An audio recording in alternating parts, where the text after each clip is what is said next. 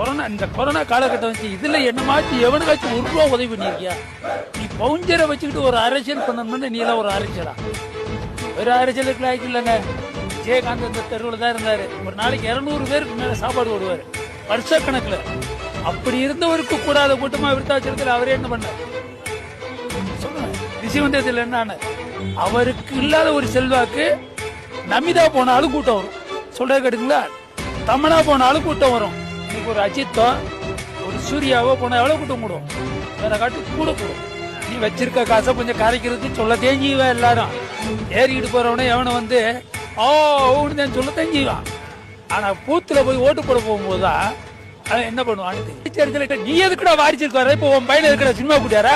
Open சினிமாவில் இருந்தா நீ சினிமாவுக்கு வந்த மயில இருக்கிற சினிமா குடியாந்தா அது வாரிசு இல்லையா? சினிமா முதல்ல விஜய்க்கு என்ன தெரியுமா? ஏன்னா சினிமாவில் போட்டு 2 பிள்ளைய டான்ஸ் போட்டு கட்டி பிடிச்சி ஆடிட்டு அது மாற்றமா? அவர் மாற்றம்னு சொல்றது எப்படி? இந்த சட்டியோட வருதுங்க. இப்ப பாக்குறீங்களா? இப்ப ஃபாரின்ல இருந்து பூரா சட்டியோட வருதுங்க. அது மாதிரி மாற்றத்தை கொண்டு வர போறாரா? நாங்க அந்த மாதிரி கேவலம் கட்டு போய் சினிமாக்காரன் பேரை சொல்றதுக்கு நாங்க வளர்த்து வைக்கிறோம்.